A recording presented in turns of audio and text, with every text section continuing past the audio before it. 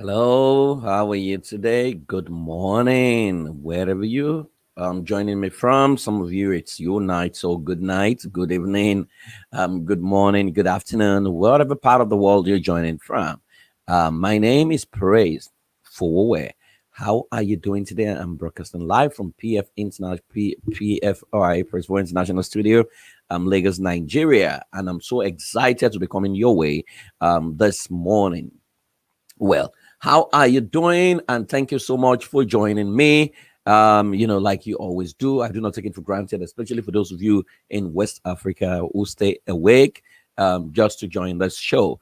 I want to appreciate my North American audience. Thank you so much for all you guys do. There is no show without you. So thank you very much for joining this series on effective marital communication because once communication breaks down, that is the end of a relationship. Unfortunately, not many people understand, the impact of communication on their relationship. People want to talk. Not many people actually understand communication because communication is a live wire of every relationship.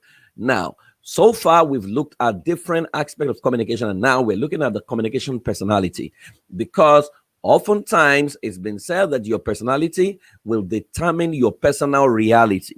That in many cases, if you do not understand your temperament or personality styles, type, and it can impact on the way you communicate and the way you reach out to the people you're reaching out to. Now, one of the things I've established is the fact that your words is not just to talk. The purpose of your words is to create. Now, and you can create heaven or you can create a hell depending on what you're doing. That if you do not understand the reality of life, then you will just do things anyhow and just open your mouth and say whatever you want to say. The book of Proverbs, about the wisest king that ever lived in ancient Israel, says that a fool is taught to be wise when he keeps quiet. What it means is a fool is a wise man until he opens his mouth. That's what it's saying. That the moment you look at him, you will think this guy is smart and wise until he opens his mouth.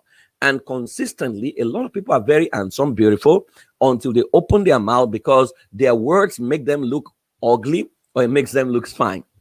Now, so communication is life, is the bedrock of every relationship.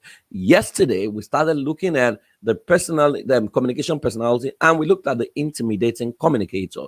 And I'm so grateful that some of you found it very, very helpful, and then some of you have adjusted accordingly. Today, we look at mastering the creative communicator. Now, there is an intimidating owner, there is a creative convertible. Today, we look at the creative communicator, and I believe that this will help many of you to master your reality and help you enjoy your relationship effectively.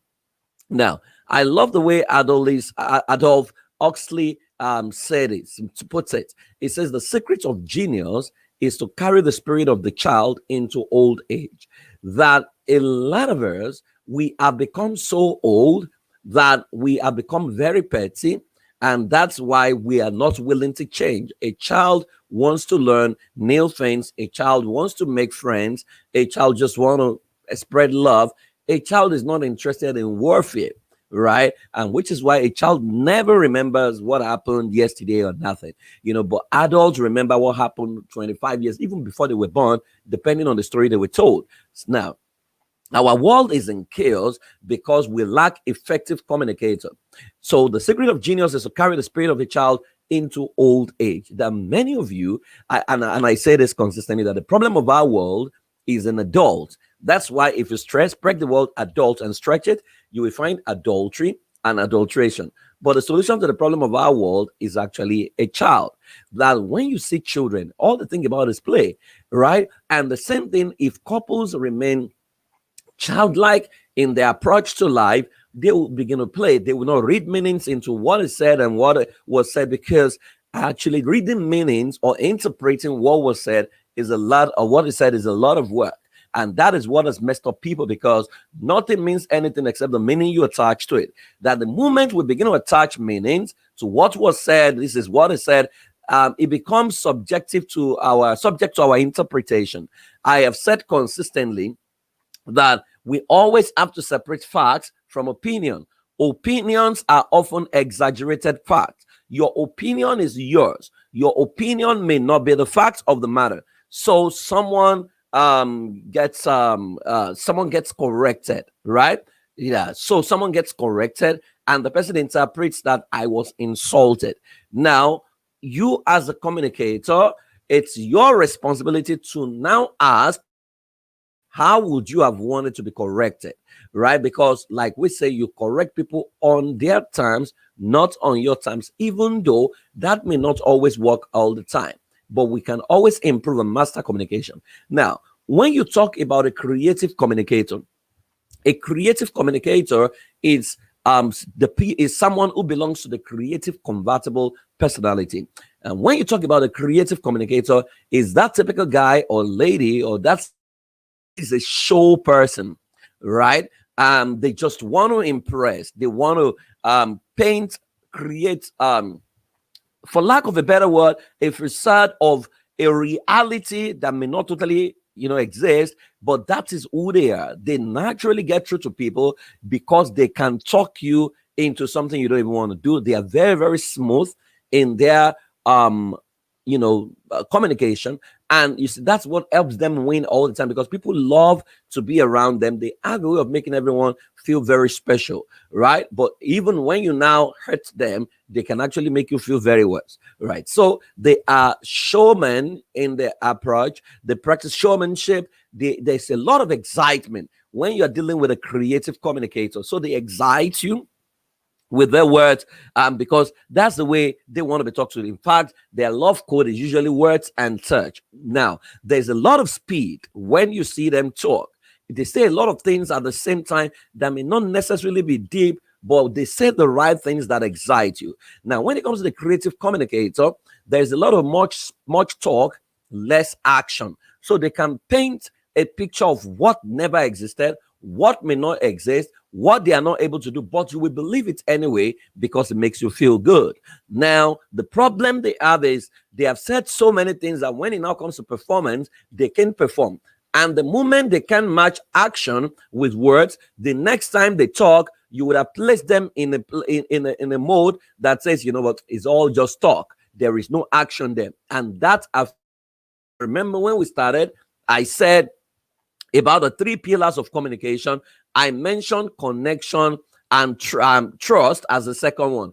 That the moment people can no longer trust your word, it would affect their ability to connect and relate with you. It would affect their ability to take you serious and even internalize what you're saying. The moment you can be labeled as a liar, it becomes very tough for people to believe you. Have you not noticed that no matter how smooth the government or the people in government in Nigeria are, we struggle to believe what they say. Why? Because we never expect them to perform, because they've said the same thing over and over and over and over again, and they did not deliver on promise. So even when they sound genuine, people don't believe them. People still create their own reality because these guys cannot be trusted, because over time they fail the people. So during campaign, they say a lot of right things that the people want, right?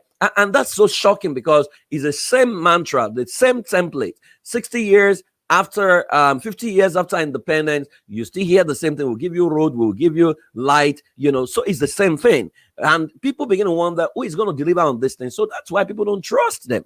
The moment you have lost touch with the ability to be trusted, it would affect your communication. And that's the burden that the creative communicator needs to bear, because they have a way of pumping up people to feel bigger than who they truly are. And that really helps people feel cool, feel good, But when you hurt the creative communicator, the next thing he says, you begin to try to correlate what is said before to what is saying right now. And that can be very, very depressive. So there is much talk, less action. They can play to the gallery. Fortunately, they have a large followership because environment of affirmation than an environment of condemnation. And with the creative communicator, you have an environment of affirmation where they affirm, they communicate effectively to you. They are creative problem solvers. They can talk their any situation, right? They are very, very easy, quick to apologize when they know that an apology will help them win. They are willing to concede victory so that they can win, I mean defeat, so that they can win tomorrow. Now they love fun and recognition. So if you are also relating with them, if you don't recognize them, you don't speak highly of them, it can also affect them. So when you see them talk, they use a lot of personal examples. A lot of what is that they can even paint a picture of what has never happened just to drive home a point. Now, so we say if you're dealing with this person, you need to deploy flattery. They love a lot of flattery, they thrive in it. You need to pump up their confidence. As long as you use the right words on them as their spouse, trust me, you will win them for life.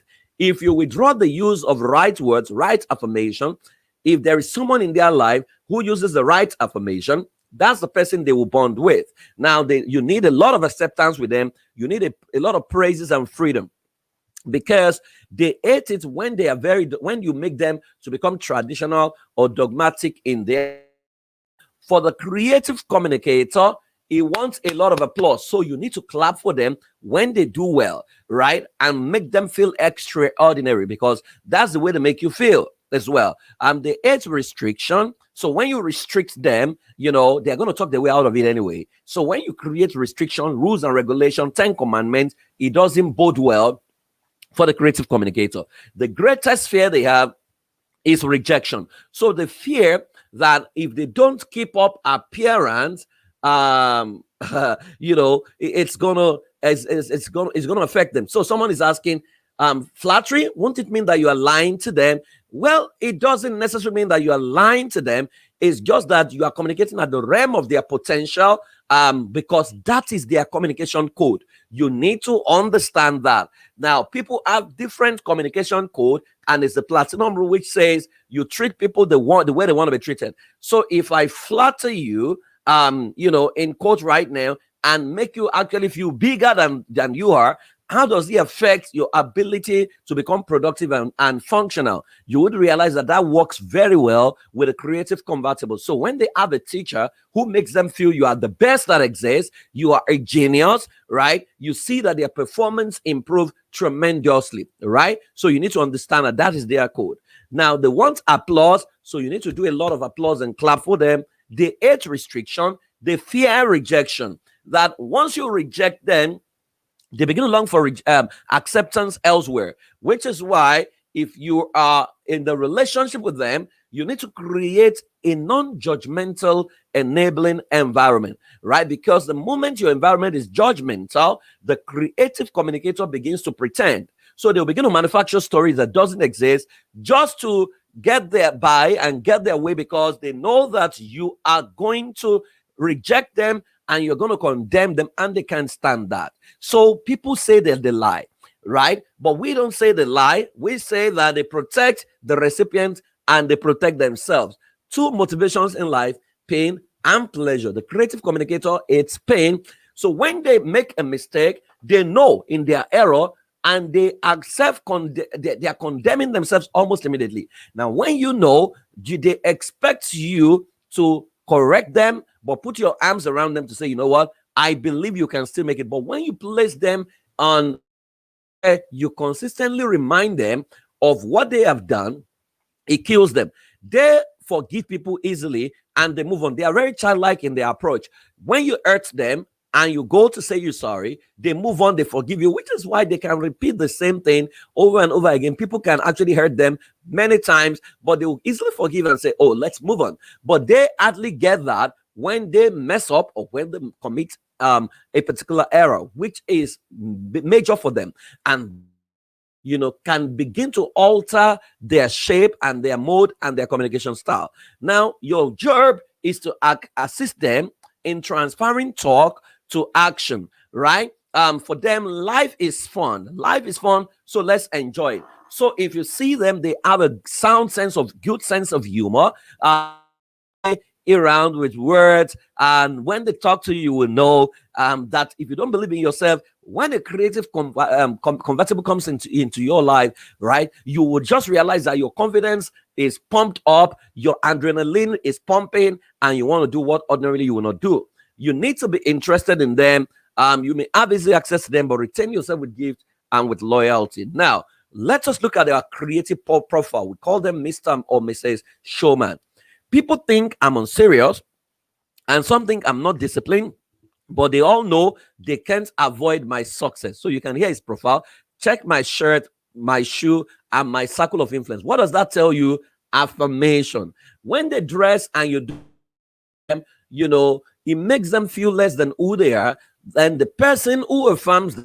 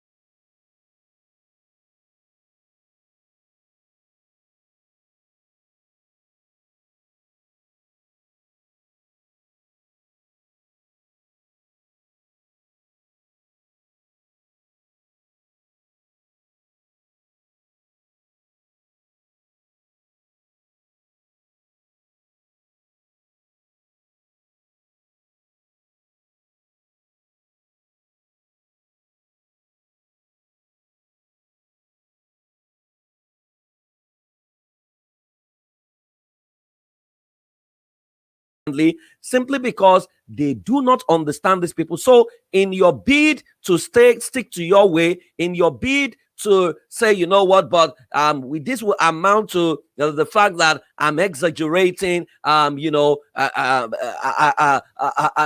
exaggerating with them. You miss out of what is truly very important to them. So you need to learn to use a lot of affirmation when it comes to relating with the creative convertible. Now, so they say people like me because I'm the light of every show. I love fun and I catch my fun, or do I sometimes overdo it?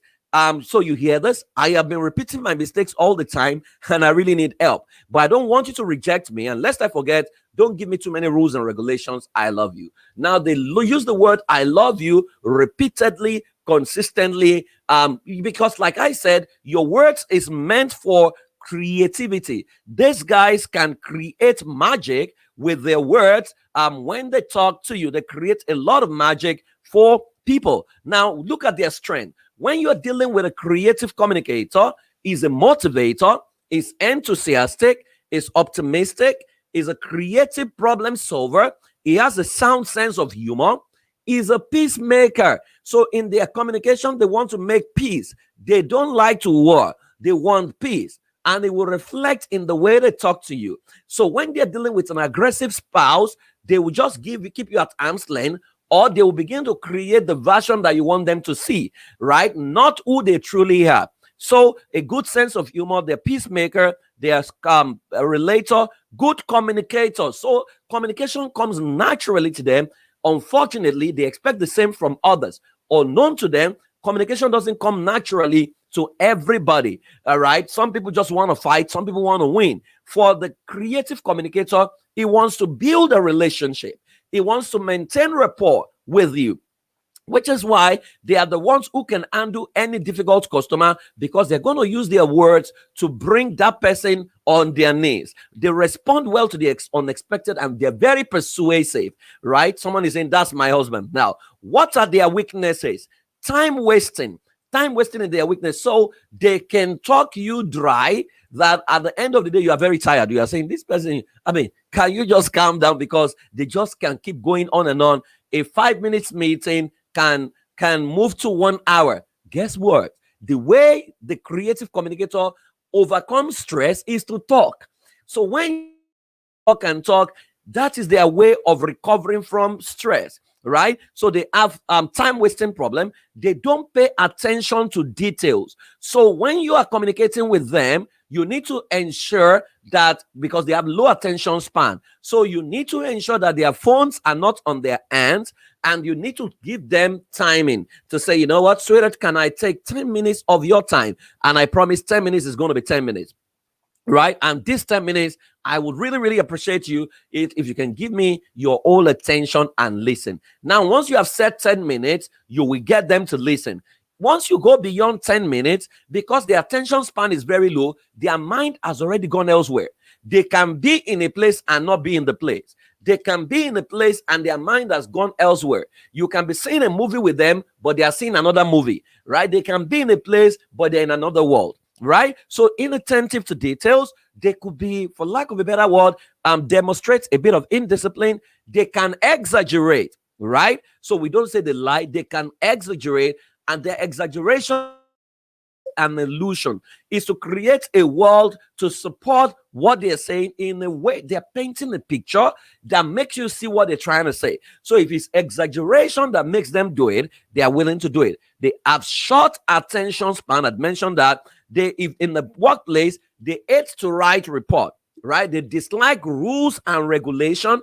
Like I said, much talk, less action. They can be impatient. Then they have aversion to being alone. They do a lot of assumption. They can assume too many things. So when it comes to contract, they may not go through the details of that contract because they trust easily. I mean, they trust so easily. And that can hurt them. When someone comes to paint a picture in their mind, if it makes them feel good, they can sign away their life if care is not taken. That's why if you are married to them, you need to let them know, the sweetheart, I appreciate you, I value you, I know you're a very good person, and I know you are the best of your kind, but please, when it comes to contract, can you allow me read through for you? Right? Now, when it comes to their fear, the greatest fear of the creative communicator, like I said, is rejection. They hate it when people reject them. So if they have to create a story to make you accept them, they are willing to do that. Now, you may later find out the story is not correct, but they hate it when people reject them because they accept everyone. If you are married to a creative communicator, you realize that everyone comes into their world. They know how to deal with the high, the mighty, the low. They seem to know everyone. They know someone who knows everyone. And you are wondering, how did you know this person? Now, they have a lot of opposite sex attention and attraction. So a lot of people want to be with them. If they are male, women want to be with them because they just have the right words. They make people feel okay around them. So they are able to connect with all kinds of people. The high loves them, the low loves them, the middle class love them. Everybody just loves the creative compatible. And they will do everything to maintain that acceptance. So they can't stand rejection.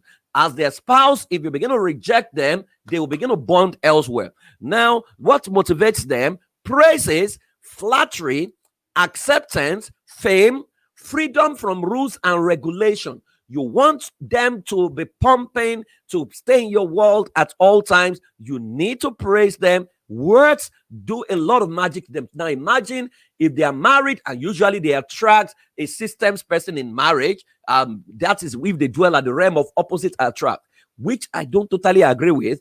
I think kind should attract, right? Because when opposite attracts themselves, it will create a lot of imbalance in communication. So you have someone who loves talk, marry someone who doesn't like talk, and he needs talk to nurture himself. He marries someone who doesn't care, right? That creates a lot of problems. That's what has been taught over time. Research has shown now that when people marry their kind, decision making is easier. They are able to, work together to create magic for themselves. So you need to understand what motivates them. What stresses them? They get stressed when they're trying to maintain a positive or social relationship with others, especially when people want them to do things their way. It's against the way they want to do things to achieve the same result. If you're married to them and you are very traditional in your approach or methodical in your approach to say A must lead to B, B must lead to C, C must lead to D, that is the way you see life. For them, it doesn't work that way. For them, the end is what justifies the means. Don't tell me how to get there. I know how to get there, right? And they sometimes know how to get there. They make things wait till the last minute, but they are always producing magic at the end of the day. They get, how do they recover from stress? They need to spend time talking with others. So when you see them talk and talk and talk and talk, you need to patiently listen to them get through and they get by and recover from stress. And they also expect you to be able to say things, straight at them, clearly at them, and paint a picture. You see, the thing is, when you are dealing with a creative communicator, they say in images, they think in images. So you need to be able to paint it in a fascinating way. Once it's boring and it's full of a lot of data, you can be sure that they get less interested. So they are visual learners, and you need to be able to paint. In communicating, you need to be able to paint images. So the use of stories, allegory, is very, very effective with them. There are the areas they need to develop. They need to develop accountability, listening skills, emotional maturity, because they can talk so much and listen so little, right? Control over works, action, and emotion. Focus on details. They need to be less impulsive. They need to consider other people's input, because they can take the shine in a meeting and be the one to do all the talking without listening to others, right? They need to learn to mean their words and say what they mean, and they need to learn to stick to plans, which is a big problem for them because of their low attention span. You find them in pioneering work, public relations, client service, showbiz, entertainment, comedy, movie production, acting, broadcasting. That's where you find creative communicator. Now, if you have that presenter that you love so much, most likely is a creative communicator. They dress well, power dresser, they wear the inspiring colors, red, yellow, kind of thing. If you see their car, they are the kind of people who buy a red car, they're just very, very crazy, or we say they are creative in their approach. Now, what are the expectations from people? They say, don't give me rules and regulation, and don't expect me to make rules as well. They just want a world that is free, where everyone can just play and do whatever they want to do the way they want to do it. Now, they always make sure that whenever you want me to do, has a lot of plenty of fun in it. Don't work like accounting and the rest. So you can't commit accounting into them, except they now have a complementary personality that makes up for that. Now, here is the problem, or here is the deal. The creative communicator is very trusting, but they can appear very indiscriminate, right? They are optimistic, but they can be unrealistic in their communication, right? They can tell you right now that, you know what, you don't have to worry. Everything is going to be all right. That's been unrealistic. Everything may not be all right. Now, somehow they get by with life because of the energy they exude, and they vibrate at a higher level that makes life deliver to them consistently. But you see, that cannot be the format to life, and they need to understand that. They are very charming, even though they can be manipulative in the way they use words. They can manipulate you to do what you don't want to do, but it's their charm, and their charm works for them because people love them. They're amusing, but they can appear very frivolous. They are sociable, but they are fickle. They sound convincing, but they use exaggeration to convince whosoever they need to convince to get the win that they need to get. They don't care whether you find out later or not. For them, we need to get this win. So whatever magic we need to create in words to get the win, let us do it. Now, they are very spontaneous, but you see, they can also be very, very impulsive. When they're enthusiastic, but they can be gushy. So for them, enthusiasm, they exude a lot of enthusiasm around them, that you wonder what gets you so excited about life. They are very excited about so many things. They are communicative. People can say they are gossipy, right? So they are communicative. They seem to have a way of knowing everything. In fact, they will force you to say whatever you want to say in a subtle manner, not in a forceful way. They display a persona that makes you feel that is the right person to confide in, even though sometimes they may not be able to totally keep secret, right? But except they develop strength in that capacity, but they can be gossipy. They are very articulate, but they can appear effusive. So when they make presentation, the creative communicator is very, very articulate. You love them. So when you hear President Obama talk, it can get you into a mood where you are just crying. You are so much in love with his words. But unlike Donald Trump, is an intimidating communicator. That was the person we talked about yesterday. They can bully you, but for the creative communicator, they just love, and it shows in their what they think of humanity. The intimidating thinks of systems and result. It doesn't care how he gets the result. The creative communicator cares, right? They want to make you feel very good. Now, when it comes, they are passionate, but they can be very logical, right? They may not pay attention to the data and the analytics behind what they're saying, but they're passionate communicator.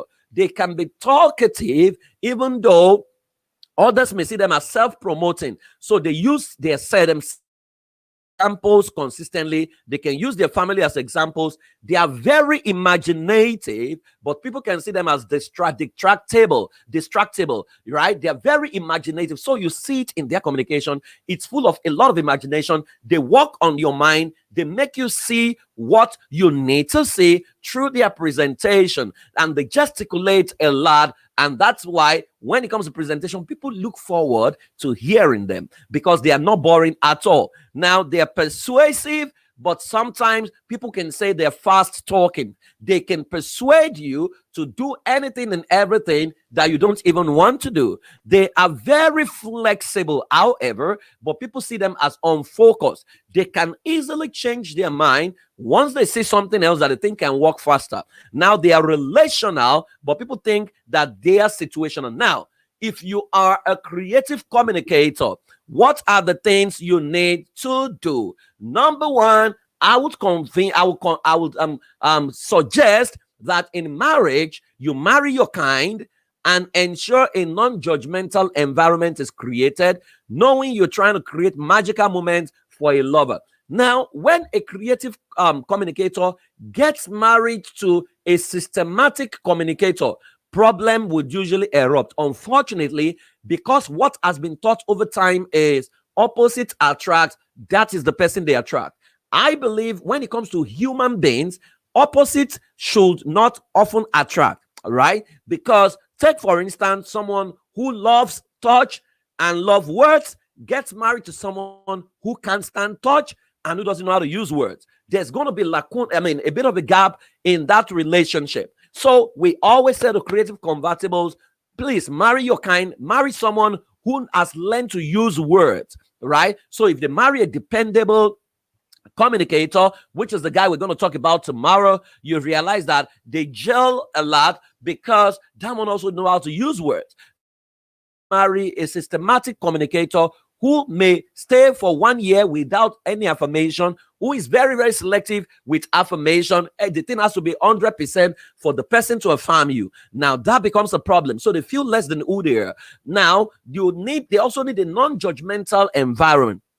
So I always say to them, communicate with your spouse on how you want to be corrected. To say that you would rather have your spouse deploy a clarifying communication mode as against a judgmental or a vindictive communication mode. So instead of saying, I know you are the one that did it, ask questions. Instead of taking a position, you need to communicate that and ensure that your spouse masters that, because you want to create magical moment for a lover, which is why if you have to relate with this person as a spouse, you must learn how to perfect sandwich. That within sandwich, you praise, you correct, and you praise. That in correcting them, you need to become like a mother to them to say, you know what? I know that you will get it right. I know you don't want to make this error. I know you're struggling and I can identify with you, but I'll be willing to support you to overcome this challenge. With that, you will get through to them easily.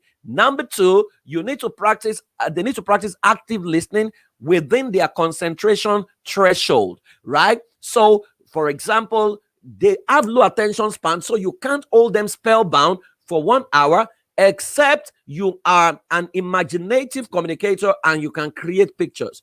They think in images. So if you create colorful slides or colorful presentation, or when the presentation is playful, play inclined, you can be sure that you'll get them. So if you are their lover, you want to get through to the creative communicator, in 5 minutes, make a presentation do a bit of touch, a bit of pecking, necking, kissing, a bit of praises in between. Use that as a filler. Continue what you want to say, repeat what you want to say, play a bit again, repeat what you want to say. So you can actually do 5 hours with them, and they won't know it's 5 hours because it's full of play. When it looks very serious, so for example, if you say, we need to have a meeting now, they already become defensive. No, that's not how to do it. Oh, sweetheart, can I take, like, you have in your mind you want to take 2 hours of their time. Can I take 5 minutes or 10 minutes of your time? Please promise me concentration. You are my lover. You are the best. So you are touching them. They already, when they are excited, they are very vulnerable, right? So you chip in what you want to say. But I was thinking about this. What do you think? What you did, it really, really affected me. I don't feel too good, about it. And you see, I noticed that you do this all the time. Do you love me? Say, but I love you. And I love you too. I hate to hurt you, So what do you say to me? You say, I'm sorry. Then you kiss them. You say, you're my lover. I love you. By the way, I was just thinking, now that's exactly what you want to say. I was just thinking, what if we do it this way? What if they do it this way? Oh, wow, that would be fantastic. I don't mind. Now you have chipped in. You have gotten them to commit themselves. Now they will not forget because you are creating anchors. Then you touch a little bit. Maybe after another 5 minutes, you come back to what you want to say. Right? So, but for them, they need to practice active listening within their concentration threshold. Right? So if you are a creative communicator, let your spouse know that for them to talk to you or to get you to get serious about anything, it shouldn't be a 1 hour presentation. It should be tranches of 5 minutes, which is why even in their spirituality, you realize that the creative communicator, they struggle to pray for 6 hours, but they can do 10 minutes, their mind drifts away. They come back and do another 10 minutes. Their mind drifts away. Now, people in the religious space think they are unspiritual, but God is not complaining about them. So you need to understand that they have low attention span. So how many minutes? 10 minutes. Make your presentation, make it graphical, make it, pictorial, make it very exciting, and you realize that they'll get what you're trying to say.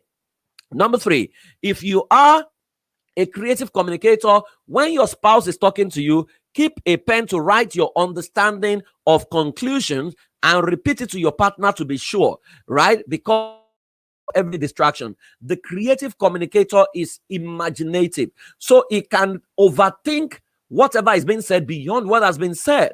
And it will now mean something totally different to them. So which is why if you are married to them, consistently, you will say something, but I said it, you say, no, you never said it. Now, honestly, their mind has drifted away when you said it. Or they will say something, and they wouldn't say something to you, but they will say, but I told you this, and you are wondering, no, you never told me, but I told you I was going out. In their mind, they concluded, they actually shot a picture.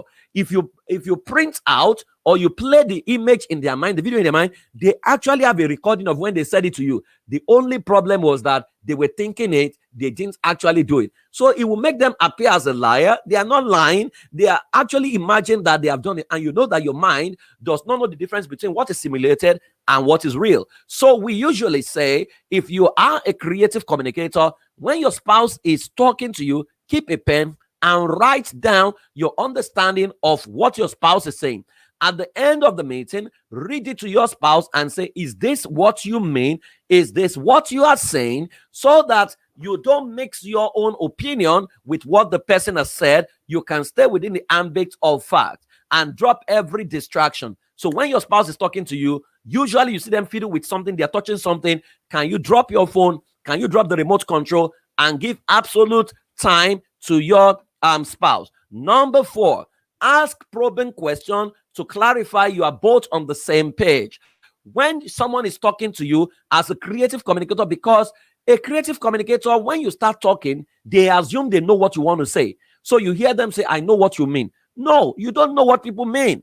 Can you calm down and hear them out, right? So when people are talking as a creative communicator, you need to probe, ask questions, raise your hand and say, oh, is this what you mean? Is this what you are saying? So that you can clarify exactly what they mean, right? Because oftentimes what the distance between what their spouse is saying and what they are thinking is like from heaven to earth, right? And oftentimes is their interpretation that they carry out when it comes to execution. So you need to ask probing question from your spouse when they are talking to you. Is this what you mean? Is this what you would want me to do? So that there's clarity. And whatever is said, please document. Number 5, do audience analysis and prepare your part for partner style of assimilation. So as a creative communicator, if you are married to a non-creative communicator, you need to do audience analysis. If you are married to an intimidating communicator, for example,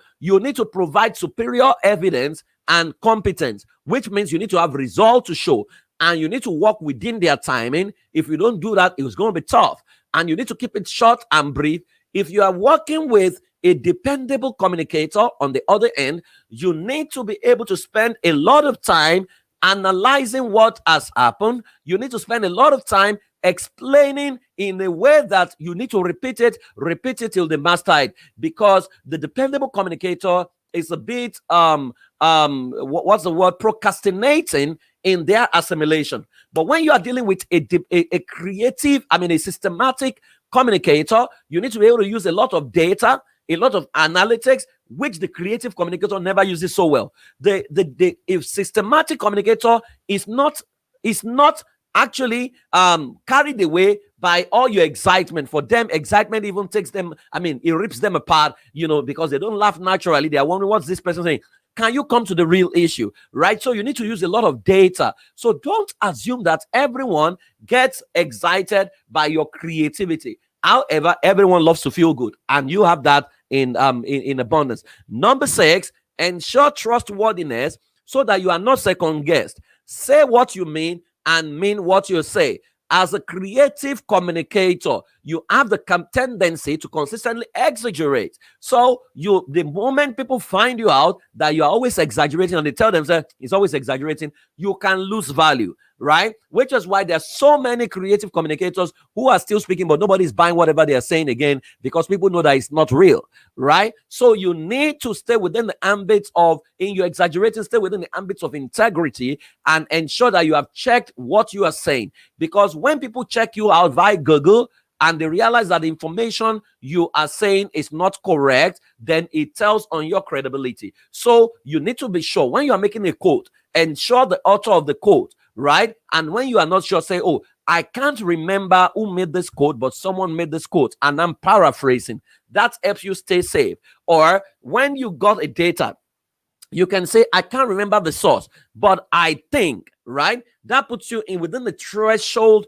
of honor than when you say emphatically what you have not confirmed. Because and here's a gist somewhere, has not verified the gist, because he trusts the person who gave the gist, he goes to replicate the gist, and people now find out that the thing is not correct because they are very impulsive. So you need to ensure trustworthiness so that you are not second guessed. And it pains them when people have to fact find and check and second guess them, because they also hate to be called a liar. Now, number 7, never personalize rejection and separate yourself from action, right? Do not see probing as lack of trust or a personal attack. See it as clarifying, because oftentimes they say things like, don't you trust me? Because they don't like agreements anyway. Don't you trust me? Why are you trying to check me out? But people need to check you out. It's to save you from you, right? So they bring a document and say, oh yeah, sign it to their spouse, and they say, can I retrade?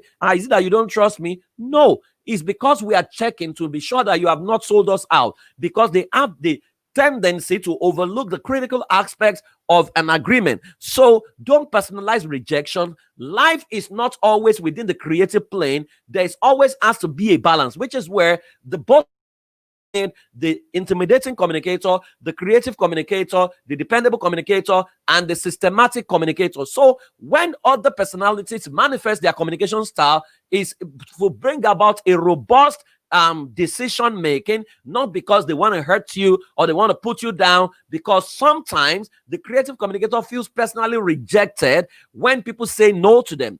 People cannot always say yes to you. No is also an outcome. It's also a response, and you must be ready to take a no. Don't always feel things must go your way all the time.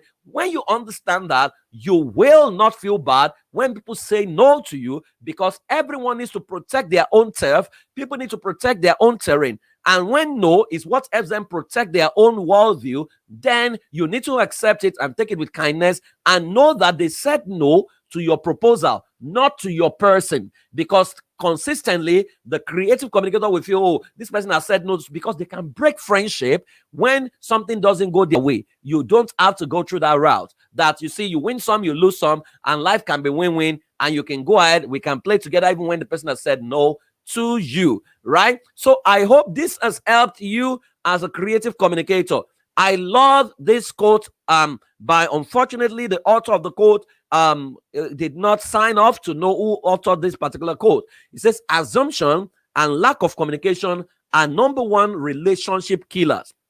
Assumption and lack of communication are number one relationship killers. The creative communicator assumes a lot. You can afford to assume, right? So when you're talking to your spouse, you need to consistently ask them, do you understand what I'm saying? Or you can ask them, please, I want to say something. How many minutes would you have to concentrate? If they say 30 minutes, stay within the 30 minutes. If they say 10 minutes, stay within the 10 minutes. And always ask them, do you understand what I've just said? Right? And if possible, because the creative communicator comes for a meeting without any outline, they just talk and talk and talk. If possible, prepare your outline before the meeting. So this is step number one, or the agenda. Send it ahead of time, because you don't assume everybody wants to hear you. And sometimes you need to learn to keep quiet, right? You need to learn to keep quiet. Life is not always talk, right? But except you find a willing listener, or you now need to create,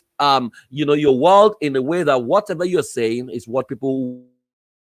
But trust me, communication comes naturally to you. It doesn't come naturally to others. And you need to learn to forgive others who cannot communicate at the pace you want to communicate, because they are going the extra mile to smile, going the extra mile to create a sense of humor and to communicate. For you, it comes naturally. So don't compare yourself with those other people, because while it comes naturally to you, there are also things that comes naturally to them that doesn't come naturally to you. We need only to understand that when it comes to relationship, everybody brings something to the table. And that's why we need to max out our strengths, undermine our weaknesses, cover for one another, right? And focus on our strength, praise our strength, consistently talk about it, because the more you praise people's strength, right, and you praise their strength consistently, the more their weaknesses diminish. Instead of using our words to create hell for people and make them feel less than who they are, let us use our words to create heaven. We can be agents of heaven in our relationship, that your spouse wants to stay with you at all times. If there is anything that has created a lot of distance